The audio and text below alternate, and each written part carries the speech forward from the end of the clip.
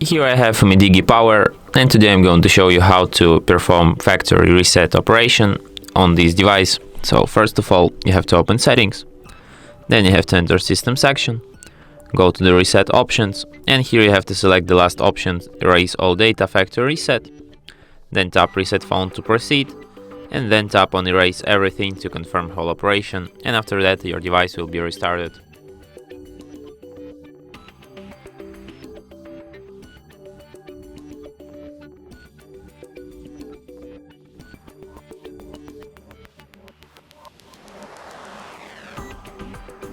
And that's it.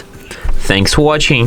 If you find this tutorial useful, don't forget to hit that like button and subscribe to our channel.